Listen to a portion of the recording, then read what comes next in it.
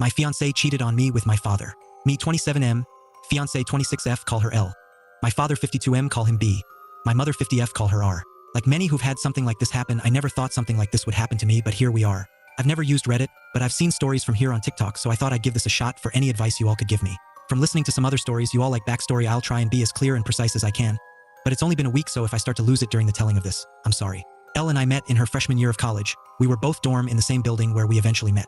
We later found out we lived 2 towns away from each other, so whenever we went home, I let her drive with me. It was only added like 20 minutes, so it was no big deal. After multiple trips and hanging out at school, we started to date. I have a close-knit family, as did she, so we told our families right away. I had met hers plenty of times when dropping her off, but it was nothing more than an introduction and exchanging pleasantries. Both of our families accepted each other with open arms, and our relationship grew. I was a year ahead of her, so when I graduated, I went home where I was offered a good job with great pay. I visited her at school whenever I got the chance, and whenever she came home, we would make time for each other. After she graduated, she moved in with me as both of our jobs were in the city near where we grew up. Like me, she was offered a position at the company she works at now with great pay. After living together for about 3 years, I proposed, and we have been planning our wedding since. Now on to the part you're all reading for. Looking back, there was plenty of things I overlooked that I just wrote off, thinking my father was just trying to welcome my ex into our family. Things like my father calling her all the time, and if I was around, they would just tell me they were talking about the upcoming family party or something along those lines. One time Elle was in the shower and her phone rang. I seen it was my dad. So I answered when he realized it was me. He sounded both upset and surprised that I picked up. I then asked what's up. He responded that he wanted to talk to Elle about my mother's birthday. That was in a week, and after a minute we ended the call. Even typing this out now, I feel like an idiot for not seeing it sooner. On the day I found out, it was like any other day. Elle had Thursdays off, so she made breakfast for both of us. When I set out for work, she gave me a kiss and told me to have a great day. During my drive to work, I realized I had forgotten some paperwork I would need for a meeting I had at 3 p.m. I shrugged it off and told myself I would just go home at lunch to get it. Elle texted me throughout the day talking about all the casual stuff a couple talks about, like, what do you want for dinner? I did the laundry, do you want me to hang it up for you, blah blah blah. I didn't think it necessary to text her I was coming home for lunch, so when it came around, I just left work and went home. When I got home, I noticed a car that looked like my father's in our parking lot, but I didn't think anything of it and just parked and went into our building. When I opened the door, I was met with a scene out off a movie where a man comes home early and catches his spouse cheating, such a cliche. There was a trail of clothes, both his and hers, leading to my bedroom, and the sound of faint moans echoed through my apartment. I stood at the door in utter shock. My brain was a mix of rage, sadness, and disgust, but if you were a fly on my wall, you would see what looked like a statue. I just couldn't move. When I finally snapped to, not knowing how much time had passed, I took out my phone to record. I picked up all the clothes that were on the floor and threw them into the hall of the building. After, I filmed the walk to my bedroom. The door was open. I stood in the doorway filming for about a minute, then flipped on the lights. They both jumped at the sudden light and looked at me, and to my utter shock, it was my father in the bed with her. After the initial stun, my father noticed I was recording and started to panic, trying to find anything to cover himself and telling me to stop recording. He found a towel and wrapped it around himself and started to walk toward me. I told him, if you don't want to get hurt, stop coming to me. He either didn't care or didn't hear me and reached for my phone. I hit him square on the jaw. His head bounced off the door and slumped to the ground. Elle shrieked. I aimed the camera at Elle and said, concerned about your F-buddy, but nothing to say to your fiancé? My father woke up after about a minute nap, and I told him I just needed to come pick something up for work, so I'm heading back now. If either of you pieces of shit are here when I get back, I'll send this video to everyone you know. I ended the video, looked at my dad, who was still coming to, and said, you're dead to me, you're no longer my father. But you might want to go home and talk to mom, because I'll be talking to her very soon. I sat in my car for a while until one of the bosses at work called to ask where I was. I told her I was on my way back right now. When I got to her office to hand her the paperwork, I must have looked awful because she started asking what was wrong with me. I told her it was nothing and I'd be okay. I could see her scanning me up and down, and she noticed some blood on my collar and stood up, rushed to me and said, you're bleeding. I looked down and said it was my father's. She looked confused, so I pulled out my phone and showed her the video. She watched it in its entirety. She was introduced to Elle a few times, but never my father. She sat there silent for a moment until it finally clicked that my fiancé was cheating on me, but not only was she cheating, it was with my father. She asked if there was anything she could do, suggesting I take some time off, but I told her I can't go back there right now, that I just need a minute and I'd be fine for the meeting, and I have another shirt in my office. The meeting went over fine. I put on a smile for everyone like nothing had happened. My boss came up to me after the meeting and asked how I could do that, but I just said I don't know and went to my office. I then came home and I was alone for the first time in a very long time. Thank you for reading. I'm sorry I carried on so much, but it was therapeutic getting everything down. I just don't know what to do. I defiantly need to get the hell out of this apartment. I just can't live here anymore, and there's no possible way I'm sleeping in that bed. I know not only do I have to go get checked out I for STDs, but I think I broke something in my hand. Update 1. So, the day after I posted, I tried to get into contact with my mother, but none of my calls were connecting. I wanted to see if she would get lunch with me, and I'd tell her everything. After about a dozen tries, I decided to get into my car and go to my mother's house. She needed to know what happened as soon as possible, even if talking about was going to make it hurt all over again. During the drive, I thought about what I would say and how I would say it. That made me start to panic. I had to pull over twice to throw up. It's not every day you have to tell your mom that her husband is screwing your fiancé. I pulled into the driveway and sat in my car for a moment to calm down and gather my thoughts. I was in my car for a few minutes when my mother threw her front door open, so I stepped out of my car. She started cursing at me, saying how dare I come to her home after I hit my father for trying to break up a fight between Elle and I. She called me every name in the book and called me an abuser. She told me I needed to leave since Elle isn't ready to forgive me yet, and that if she's smart she hopefully never will. Yes, apparently my father took Elle to my family's home and told my mom that Elle and I argued, and when my father tried to spot it, I hit him. She continued on for a while until I finally snapped and said, "Really, Mom, because your husband is FNG my fiancé, that's why I hit him, and if you can't take my word for it, I have a video, I'll send it to you, but because my own mother can talk to me like this, don't expect to see me again. I don't want to hear your apology when you finally figure out that you're just as sheet of a mom as my piece of sheet father." Her face dropped. She looked like what I must have looked like when I first walked into my apartment and caught them. I pulled out my phone and sent her the video. My mom took hers out and turned it on. She pulled up the video and watched up until the part where I turn on the light. She then put her phone down. She looked up at me, but I turned and went into my car. I backed out of her driveway. I looked at her before I took off and she was in tears. My heart felt for her, but too much was said during that fight for me to pull back in and forgive her. When I got home, I started clearing everything out of my apartment that had to do with Elle or my family. I boxed all of Elle's things up and put them next to the front door. Legally, this has been her place of residence, so I can't technically kick her out. Her name isn't on the lease. Also, she's the type of person who shies away from conflict, and if she returns other than to pick her things up, there will be plenty of conflict.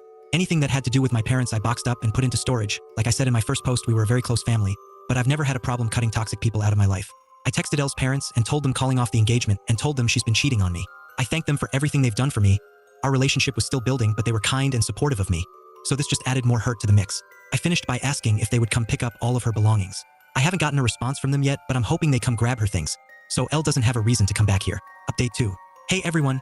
I'm sorry I haven't updated in a while. I wish I could say I'm doing great, but that would be a lie.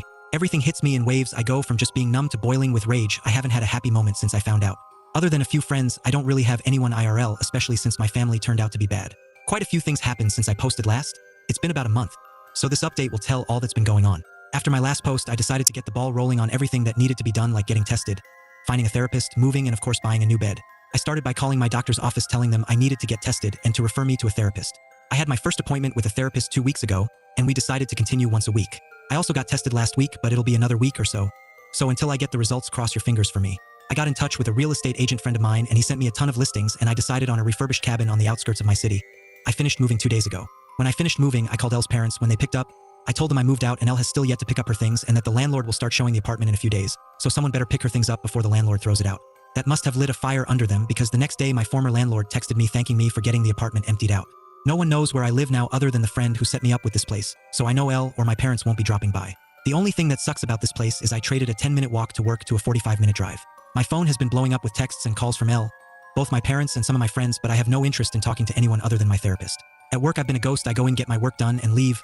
On the rare occasion I have to talk to someone, I put on my fake smile and pretend everything is okay. My boss from my previous post has been trying to check in on me more, but I don't really tell her anything either. I just tell her I appreciate it. But I'll be okay. Truth is, I don't know if I'll be okay. I get that time heals and all, but I feel like that's only relevant when you're dealing with one issue, not when you lose who you thought were the 3 closest people in your life all at once. A huge part of me died, and there's no chance of resuscitating it. The meetings with my therapist are going well. I suppose I've never done therapy before, so I have no reference on what good therapy is. We do get along all right, and she really seems genuine in wanting to help. The first session was us getting to know each other and delving into what brings me to her. Nothing in depth, but me just telling her what happened in my own words. The second session we went a bit deeper. She asked me about the relationship I had with my parents. I told her up until now it was great. We talked often and always communicated well when something was wrong, and that I grew up in a great home, but that all means nothing now. She asked why I cut my mother out of my life. I told her she said things to me I wouldn't say to someone I despised, then told her there's no way she can come back from that. At the end of our last session, I gave her the link to my page on here, so she can read more about how I feel and what's going on in my head. I feel like it's easier to type things out than it is to speak it. So, if you're reading this, hi doc. For now, I'm still miserable. I thought I'd be okay by now, not necessarily happy, but okay. I know some of it is my own fault not communicating to my friends, but when I think about responding to them, it just seems so exhausting. I know they'll want to get together or come to my new place, but I just don't have the energy to be around them. Until I do, I'll work, go to my appointments, and sit on my back deck sipping on some bottom shelf whiskey and try to enjoy this beautiful view. I haven't hunted since high school, so maybe I'll take that up again now that I can hunt from my back porch. Thank you all for reading this far. Update 3. Hey everyone. Sorry I've been MIA for a while now. I'm writing this update to let you all know I'm alive and to give you the lowdown of what's been happening as of recent. First, I want to apologize to those who've worried about me the past few months. After my last post, I was nowhere near okay. So I pulled back from everything. I secluded myself in order to heal and cope with what is now my life. In my last post, I was doing things like getting tested for STDs and trying to restart my life. I'm happy to inform you all I am clean and couldn't be more relieved. I am fully moved into my new place. When I told you all about my new place, I told you it was a refurbished cabin. Well, I might have been a little generous. It was refurbished almost 25 to 30 years ago, so it was a bit dated. Well, with all my newfound free time, I decided to actually refurbish it, and all that's left to do is paint the guest room I turned into an office. The only thing I didn't do myself was the electric and plumbing, because I have no clue how to do it and have zero interest in being shocked or putting my hand in a sheet-covered pipe. Doing all the work has been incredibly stress-releasing and has helped me clear my head. I still see my therapist once a week. To all those who suggested it, you probably saved my life, so thank you. Being able to vent, get my frustrations out, and get the advice I need has been better than anything in my life, past or present. I'm still working at the same company. I've become more open with some of my coworkers that I'm closer with, and my boss from my previous posts due to the advice from my therapist. Also due to her and some of your advice, I've reached out to my friends and have slowly been reintegrating into the group again. Now onto the update with what's been going on between my family and ex. I decided I was ready to have a talk with my mother, so a little over a month ago I unblocked her on my phone and reached out. I called and almost instantly she picked up the phone. I could tell through the tone of her voice she was panicking. Eventually, after reassuring it was me, I told her we should meet and talk. She agreed, and a day later we met at a diner near her house. She was there before I was, and when she seen me, she started quietly sobbing. When I sat, she apologized over and over again, telling me she could only take their word because she never thought them getting together would ever happen. I told her while I appreciate her apology, the things she said to me were despicable and something no mother should ever say to their child, and it showed me exactly what she thought of me. She cried harder and promised it's not true that when she was told I hit my father for no reason she was so angry, and when I showed up to the house, she just let her anger take over. Not wanting to go back and forth with her, I decided to move on. I said, speaking of that, POS, what you have decided to do with him. She told me they've been separated since the day after I sent her the video, and she immediately found a lawyer. Then we moved on to my ex. She said that when I pulled away, she went back into the house and threw them both out. She was too disgusted to look at them. We talked for about an hour in total, and before I left, I told her I was in a dark point of my life, and because of the things she said to me, I didn't have my mother when I needed her, and because of that, I don't know if I could have her in my life. I then told her I'm willing to work on my relationship with her, but it will be at my pace. She stopped me before I could leave and told me she has to tell me something important. I sat back down and she said Elle is pregnant. Elle apparently showed up to the house and told my mom. She said she didn't know if it's mine or my father's. Elle asked if I had been in touch, so she can let me know. Obviously, she hasn't, so my mom just sent her on her way.